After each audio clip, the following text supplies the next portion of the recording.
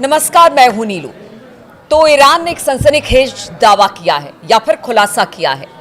क्या Iran Israel के परमाणु संयंत्रों तक पहुंच चुका है?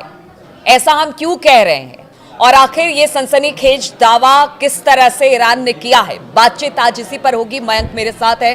मयंक, इजराइल के परमाणु संयंत्रों की अंदर की तस्वीर और ईरान का दावा, जो तस्वीरें आई हैं वो बहुत कुछ बयां कर रही हैं। देखिए, ये खबर पिछले 2 दिन से हम इस पे नज़र बनाए हुए थे। सोशल मीडिया में जब से इसकी चर्चा थी, ईरान के टेलीविजन्स में इसकी चर्चा थी, हमने इसको ट्रैक करना शुरू कर दिया था। हम इस बात का इंतज़ार कर रहे थे अपने लेवल पे हम इसको क्रॉस चेक करके समझने की कोशिश करें कि क्या इसमें कितनी सच्चाई है।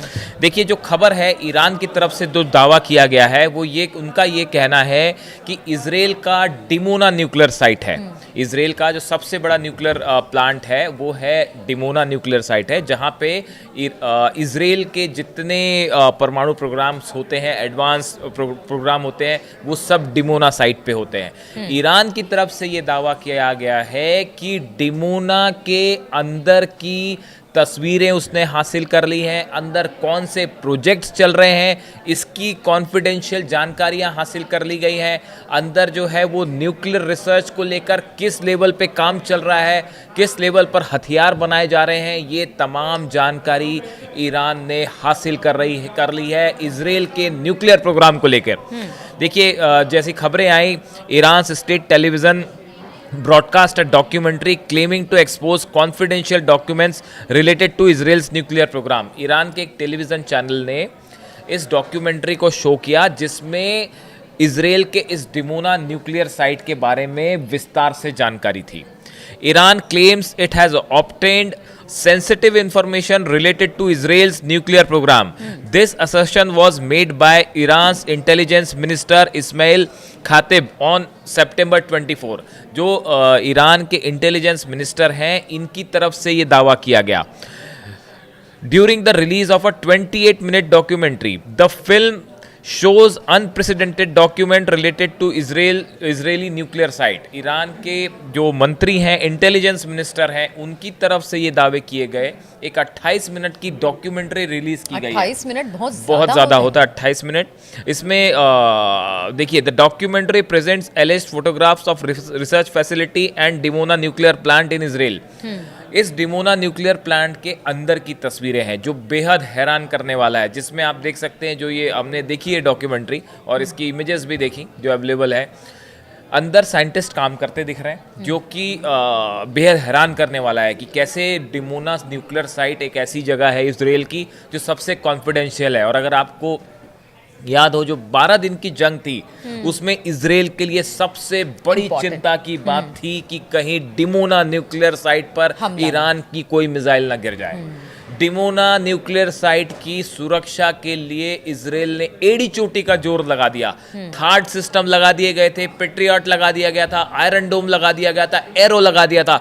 4 लेयर का एयर डिफेंस सिस्टम सिर्फ डिमोना को बचाने के लिए लगाया गया था, ताकि ईरान की जो मिसाइल्स गिर रही थी, उनको रोका जा सके। जो गदर मिसाइल गिर रही थी और उसने गदर मचा रखी थी, तो जो इजराइल में वो कई मिसाइल उस पे ना गिर जाए। बहुत बड़ा ग्लिच है कि आप सोचिए कि वहां के अंदर परमाणु संयंत्रों के अंदर से तस्वीरें आ गई, वो भी 27-28 मिनट की पूरी फुटेज।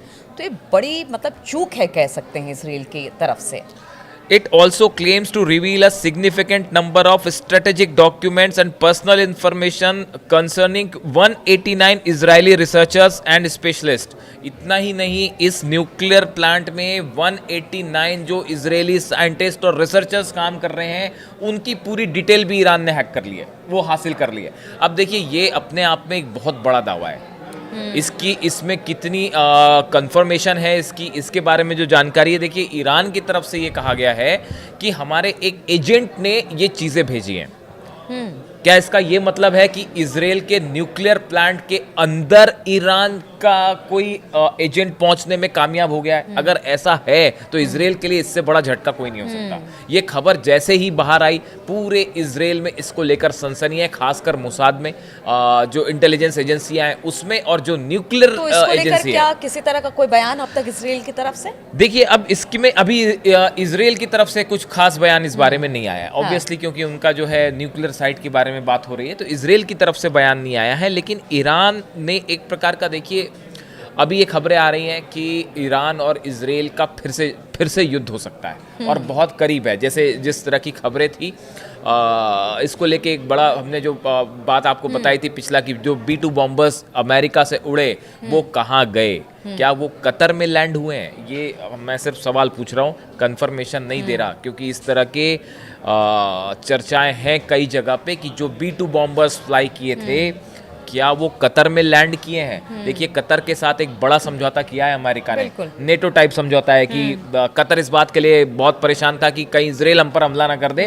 तो अमेरिका ने एक वैसा पैक्ट साइन किया नेटो वाला, जिसका आर्टिकल 5 कहता है कि एक देश पर हमला दोनों पर माना जाएगा। तो अमेरिका ने गारंटी दी है कि भाई अगर आप पे हमला होगा तो हमारे पे भी हमला माना जाएगा, जिसके बाद कतर जो है थोड़ा शांत है। लेकिन अब देखिए, अब सवाल ये है कि ये जो न्यूक्लियर प्लांट है, इससे जुड़ी जानकारियां, ये किसी भी देश के लिए सबसे सेंसिटिव अगर कोई डॉक्यूमेंट होता है तो वो होता है न्यूक्लियर प्लांट, और न्यूक्लियर प्लांट से जुड़ी जानकारियां।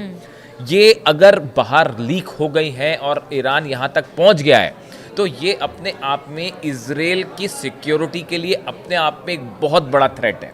देखिए, ये 12 दिन की अगर जंग जैसी हुई, उसमें हमने देखा कि जो मिसाइल्स टारगेट, उसमें अगर डिमोना फिर से होता है, तो ऐसे सिचुएशन में अगर ईरान ने डिमोना पर कोई हमला कर दिया, जिस तरह से इस्फहान, फोर्दो और नतांज पे हमले हुए, अगर ऐसा हमला डिमोना साइट पर हो गया तो क्या होगा? ईरान का न्यूक्लियर प्लांट, जो पावर यूरेनियम है, और जो प्लांट है वो तो ज़मीन से सैकड़ों फीट नीचे है, 1000 फीट से ज़्यादा की गहराई पर फोर्दो में काम हो रहा था। लेकिन डिमोना में ऐसा नहीं है। जैसा बताया जाता है कि Dimona is not an underground plant, वो ऊपर ही काम हो रहा है उस पर। अगर ऐसे में उस पर हमला हो जाता है, देखिए हमले के बाद जिस तरह से टाइमिंग भी इसकी बहुत बड़ी बात है, कि मतलब ऐसे समय पर जबकि टेंशन इस वक्त इजराइल और ईरान के बीच में पहले से ही है, और बहुत सारी तमाम बातें भी इस बीच में निकल कर सामने आ रही है, ऐसे समय में इसको रिलीज करना या जारी करना या इस तरह की बातें सामने आना, मतलब बहुत बड़ी चुनौती के तौर पर से देखा जा सकता है। इजराइल कह रहा है कि exclusive image from N intelligence agent, जो ईरान का दावा है कि हमारे एक एजेंट ने हमको ये चीज़ें भेजी हैं,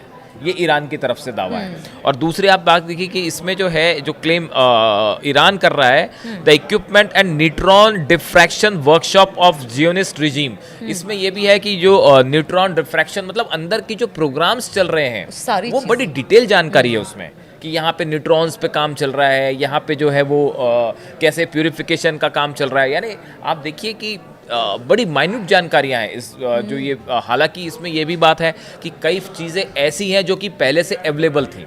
इस तरह की बात भी सामने आई है कि इस 28 मिनट की डॉक्यूमेंट्री में कई हिस्सा ऐसा भी है जो डिमोना न्यूक्लियर साइट के बारे में जानकारी पहले से अवेलेबल थी। अच्छा, पब्लिक प्लेटफॉर्म पे कई चीज़ें ऐसी भी हैं जो अवेलेबल थी। तो लेकिन कई सारा पोर्शन ऐसा है जहाँ पे आप ये देखते हैं कि अंदर कुछ साइंटिस्ट काम कर रहे हैं, पूरी जानकारी या फिर न्यूट्रॉन को लेकर कोई प्रोजेक्ट हो रहा है, उसकी जानकारी, ये बड़ी स्पेसिफिक जानकारी है। 189 साइंटिस्ट का 1-to-1 मार्केशन की भाई कौन काम कर रहा है, कहाँ रहता है। अभी पहले भी पीछे भी ईरान ने इस तरह का दावा किया था कि हमने जितने परमाणु साइंटिस्ट हैं, जितने आर्मी ऑफिसर्स हैं इजराइल के, उन सब की पर्सनल जानकारियां हैक कर ली है, और जरूरत पड़ेगी तो हम उन्हें टारगेट करेंगे।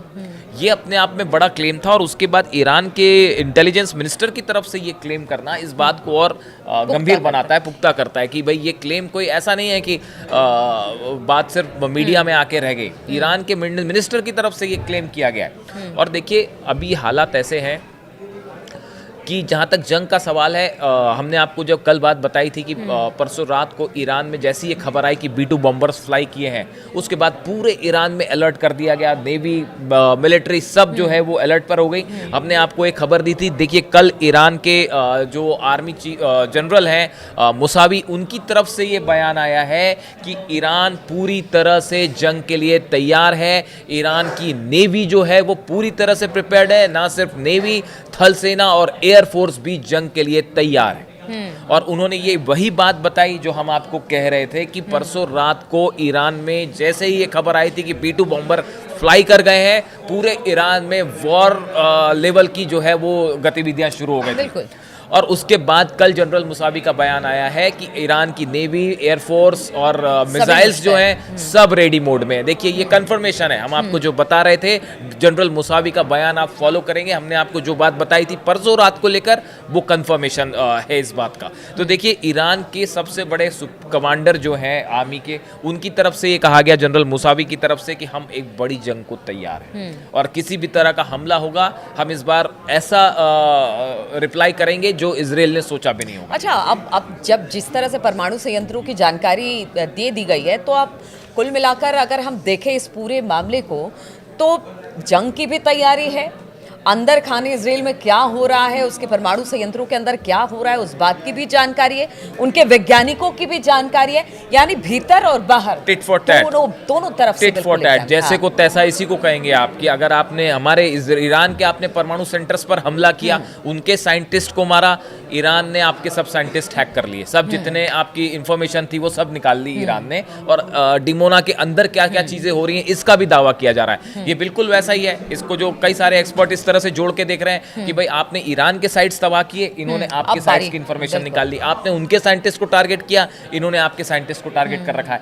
यानी अब अगली जो जंग होगी, देखिए ये जो स्थितियां बन रही हैं मिडिल ईस्ट में, इसमें एक बात तो ये साफ हो चुकी है, देखिए जंग कब होगी इसका प्रेडिक्शन कोई नहीं कर सकता, ये तो हालात पे डिपेंड करता है कि क्या होगा, लेकिन हालात बहुत तेजी से ये बता रहे हैं कि एक बड़ी जंग फिर से छिड़ सकती है, क्योंकि ईरान के न्यूक्लियर प्रोग्राम को लेकर कोई समझौता नहीं हो पा रहा, जिसकी उम्मीद ही खत्म है। ये तो खामेनी साहब पहले से कह रहे थे कि ये कोई फायदा नहीं होगा बात करने का, और अंततः वही बात सच साबित हो रही है। ऐसी सिचुएशन में अगर अब जंग होती है तो ये जो 12 दिनों की जंग थी जिसमें हमने देखा कि दोनों तरफ से हमले हो रहे थे और 12 दिन बाद जंग खत्म हो गई, अब ऐसा नहीं होगा। अब की बार ज्यादा भयंकर जंग होगी, ज्यादा बड़ा विनाश होगा और एक आर पार वाली लड़ाई भी हो सकती है। तो इस लिहाज से ये न्यूक्लियर इंफॉर्मेशन बाहर आना डिमोना साइट को लेकर ये बता रहा है कि मामला अब न्यूक्लियर वॉरफेयर की तरफ भी बढ़ रहा है। बिल्कुल, देखिए जंग कोई नहीं चाहता है और अमन शांति के साथ जीना चाहता है, लेकिन अगर सामने से कोई लगातार वार करे तो फिर उसका जवाब भी दिया जाता है, और ईरान और इजराइल के बीच में यही सारी चीज़ें लंबे अरसे से देखी जा रही है। अब जिस तरह से परमाणु संयंत्र की जानकारी ईरान के पास है इजराइल की, उसे लेकर बहुत सारे कयास लगाए जा रहे हैं, और जंग की बात हम इसलिए कहते हैं, आप कहते हैं जंग हो तो नहीं रहा है, लेकिन देखिए बीच बीच में हमले लगातार होते हैं, और कब ये छोटे छोटे हमले बड़े जंग का रूप ले ले कुछ नहीं कहा जा सकता। स्थिति परिस्थिति पर लगातार हमारी नजर बनी रहेगी, आगे भी तमाम अपडेट्स आपके लिए लेकर आते रहेंगे। फिलहाल बहुत बहुत शुक्रिया आप सभी का हमारे साथ इस चर्चा में शामिल होने के लिए।